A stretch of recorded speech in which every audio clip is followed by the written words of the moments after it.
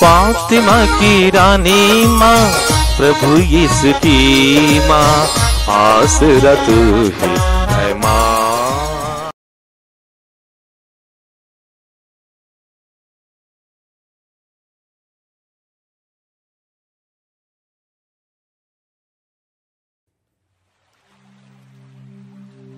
वर्ष का तीसरा इतवार।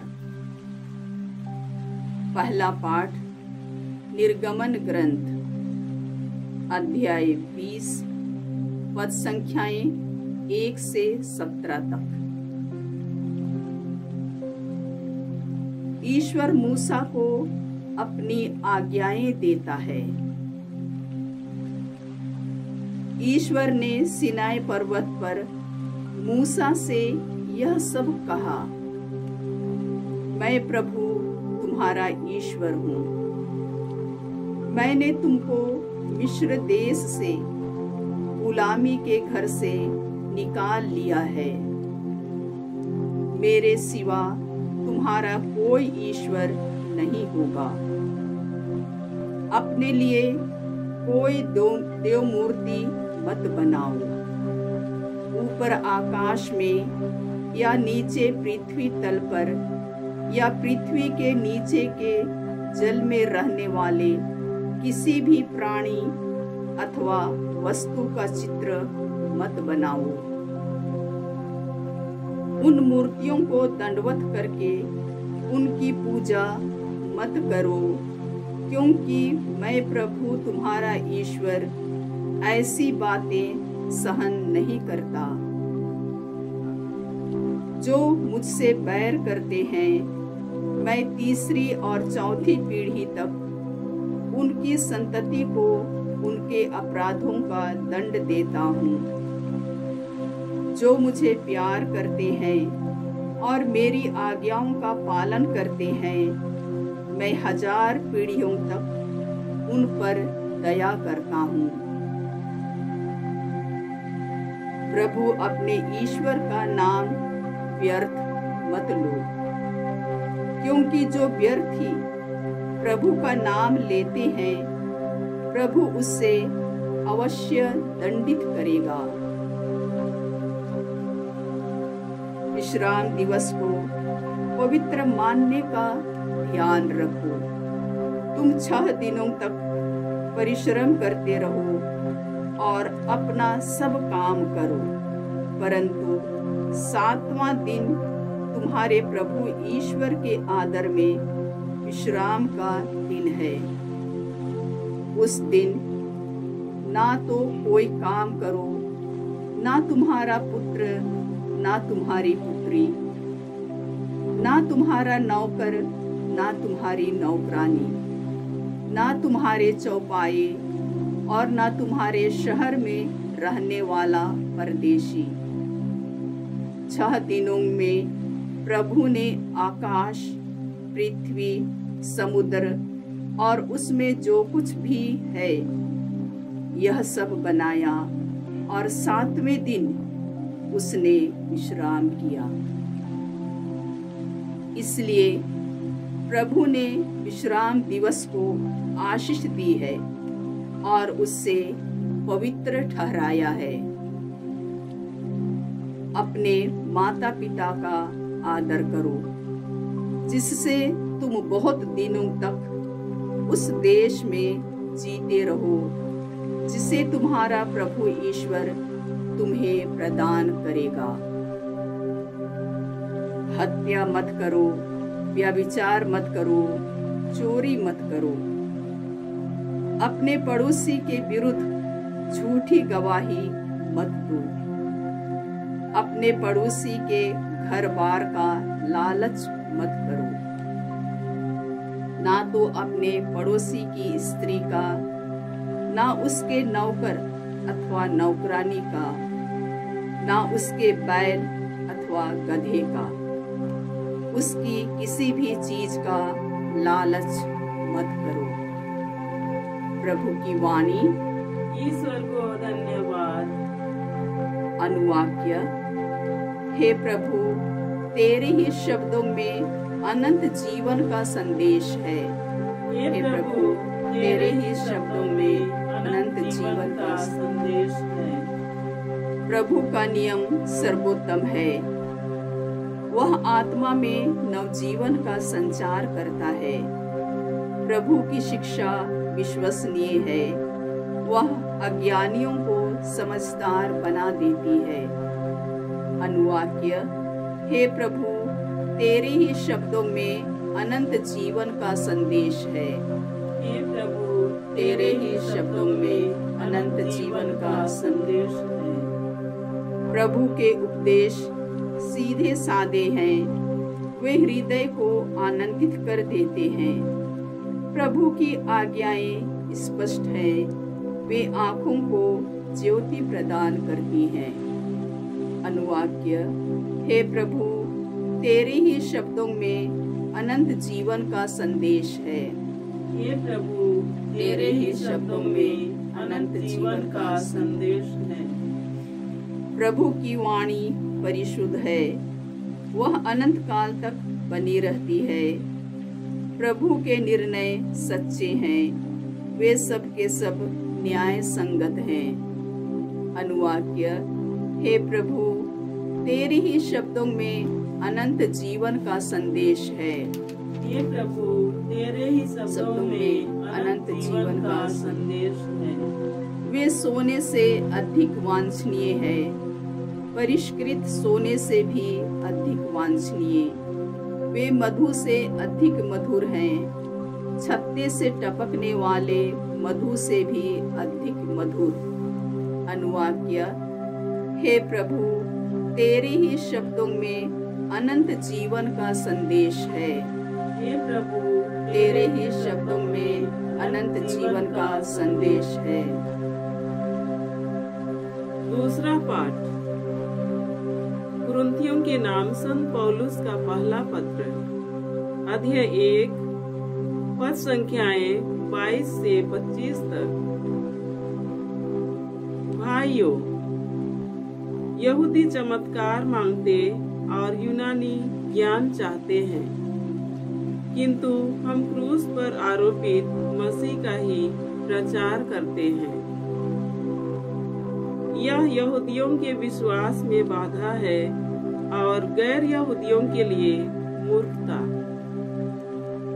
किंतु मसीह चुने हुए लोगों के लिए, चाहे वे यहूदी हो या यूनानी, ईश्वर का सामर्थ्य और ईश्वर की प्रज्ञा है। क्योंकि ईश्वर की मूर्खता मनुष्यों से अधिक विवेकपूर्ण है और ईश्वर की दुर्बलता मनुष्यों से अधिक शक्तिशाली। प्रभु की वाणी। ईश्वर को धन्यवाद। जय घोष।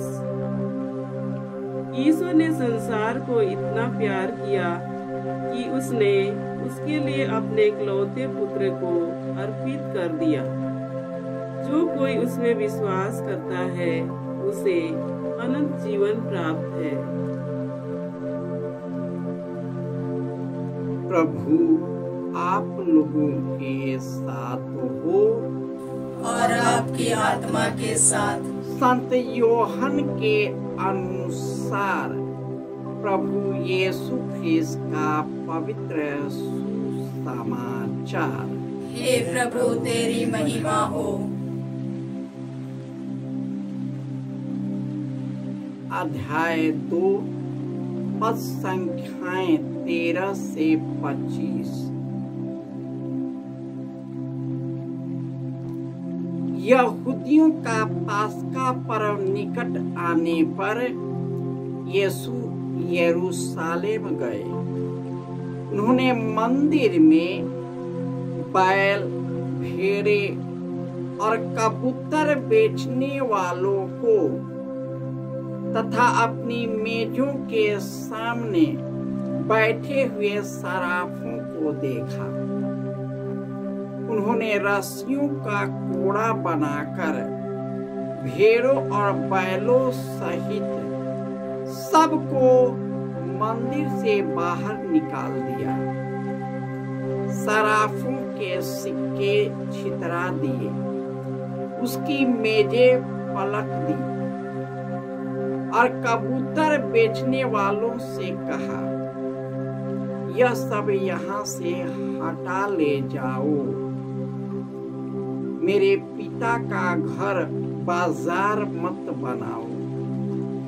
उनके शिष्यों को धर्मग्रंथ का यह कथन याद आया, तेरे घर का उत्साह मुझे खा जाएगा। यहूदियों ने यीशु से कहा, आप हमें कौन सा चमत्कार दिखा सकते हैं जिससे हम जाने कि आपको ऐसा करने का अधिकार है। यीशु ने उन्हें उत्तर दिया, इस मंदिर को ढा दो, मैं इसे 3 दिनों के अंदर फिर खड़ा कर दूंगा। इस पर यहूदियों ने कहा, इस मंदिर के निर्माण में 46 वर्ष लगे और आप इसे 3 दिन के अंदर खड़ा कर देंगे।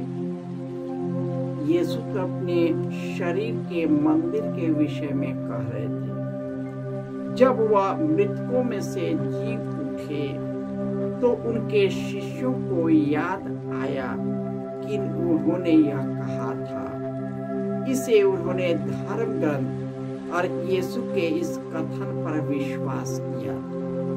जब यीशु पास्का पर्व के दिनों में यरूशलेम में थे तो बहुत से लोगों ने उनके किए हुए चमत्कार देखकर उनके नाम में विश्वास किया, परंतु यीशु उन पर कोई भरोसा नहीं रखते थे क्योंकि वह सबको जानते थे।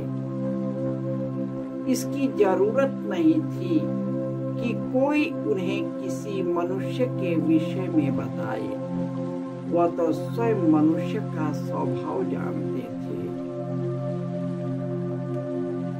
यह प्रभु का समाचार है। हे क्रिस्त तेरी स्तुति हो। ख्रिस्त में प्यारे भाइयों और बहनों, आज माता कलीसिया 40 के तीसरे रविवार में प्रवेश कर गई है। ईश्वर ने सीनाई पर्वत पर मूसा के द्वारा लोगों को अपना नियम और कानून दिया। वह नियम और कानून यह है कि वह ईश्वर के साथ और अपने पड़ोसी के साथ कैसा व्यवहार करे। वे चाहते थे कि ईश्वर और मानव को अपने समान प्यार करे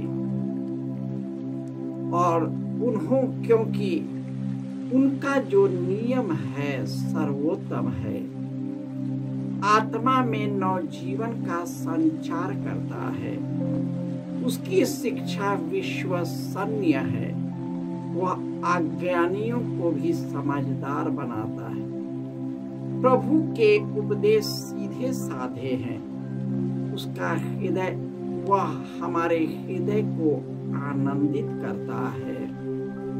और यही कारण है कि आज के दूसरे पाठ में संत पौलुस अपने लोगों को कहते हैं कि यीशु मसीह ईश्वर होते हुए भी अपने को दुर्बल बना लिया और दीन बना लिया कि वह क्रूस पर मरकर हमारे लिए, संसार के लिए, सबों के लिए मुक्ति का मार्ग खोल दिया।